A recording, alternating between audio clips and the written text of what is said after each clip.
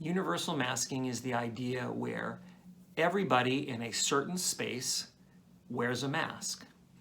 Now, in that context, no single person is being protected from transmission from other people, but they are limiting their ability to transmit the virus to others.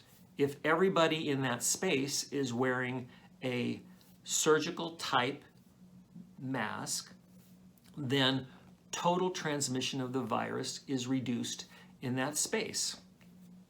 So why is this not being recommended by the government? Well, it's simply that there's no way to immediately help everybody have access to a surgical type mask. There simply are not available for everybody to go out and buy a medical grade surgical mask. But what if you could make a mask in about 10 minutes from stuff you just have laying around the house?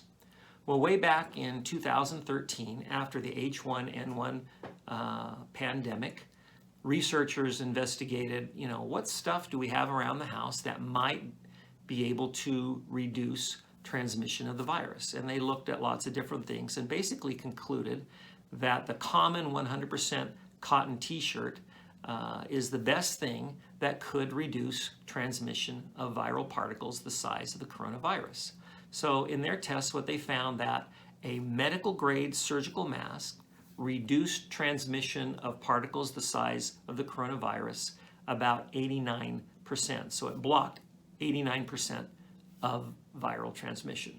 But a common t-shirt blocked 70%. So again, not as great as a medical grade mask, but a medical grade mask isn't 100% either. So again, it's not perfect, but it's better than nothing. And what we need right now is a better than nothing solution. So what I'd like to do is show you how you can make a surgical type mask in about 10 minutes using just a pen, scissors, and an old t-shirt in the back of your closet. All right, here we go. So here is an old t-shirt that I had in the back of my closet. And the first thing you do is you look at the tag. The tag here, it says 100% cotton. Okay, so you got a 100% cotton t-shirt. So the concepts here are the t-shirt has some fundamental things that are going to help guide you, and you're going to be able to do this completely without using any type of measurements. If you're using a t-shirt that you wear, in the end it will end up fitting you well because there are aspects about the size of the shirt that make it work well for sizing.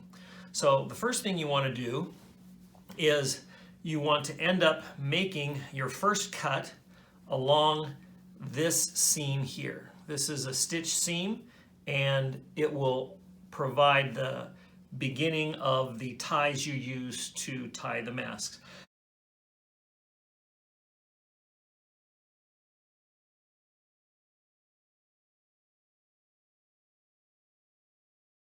All right, so now you've made the first cut of your cloth, okay?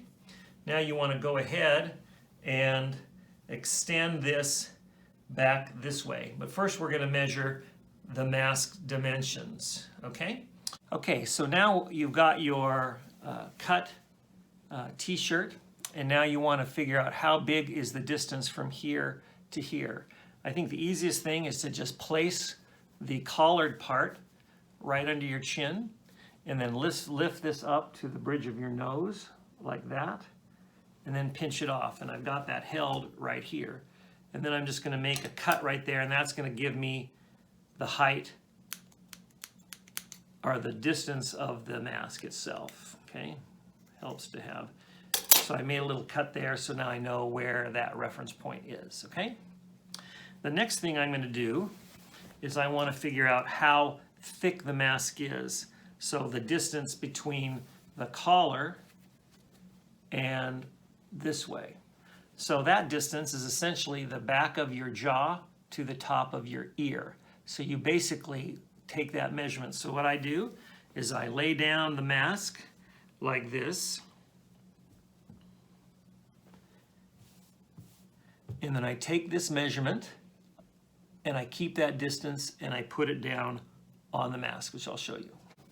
Alrighty, so now I have the mask, or now I have the cloth set out, and I need to figure out what distance I'm going to have the mask be. So again, I take that measurement from my jaw to the top of my ear, and I set it down here, and I make a little mark with a Sharpie. Okay, this is going to be the width of the mask. This is the height of the mask right here. That's that cut I made. Okay, then the next thing I want to do is the top ties. So if you just take the width of your thumb, right, or from your knuckle to your thumb, and you set that there, that's going to be a good thickness for the top of that tie. So you just set that on there, and the thickness for the top of the tie. Okay, now you have all your measurements. Then you go ahead and draw a line from here to over here, okay? And again, this isn't rocket science. You want the other side to be this. This is going to be the top tie. So the thickness from here to here and here to here. So you can just kind of free draw that like that. Again, this isn't rocket science.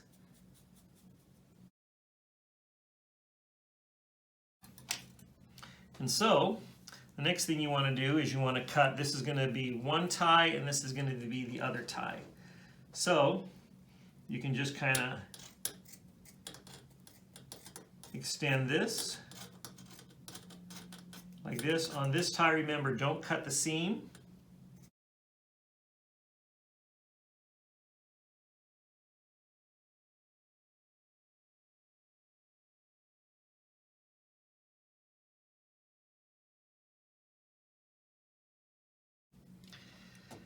All right, now you have your mask, okay? Okay, so how does this mask work? Essentially, you're going to put the top part that has the collar over the top and take this around the back of your head, okay, right around the base of your neck, and you tie that. Then this, you have this loose part. You're going to take these longer ones, take it around, and I find it's hard to tie behind your back, so if you just tie this in front, now you have a mask. It has very good seals on the side, very good seals here, very good seal underneath, and very good seal on the side. And now you have a homemade surgical type mask that can reduce the transmission of the virus.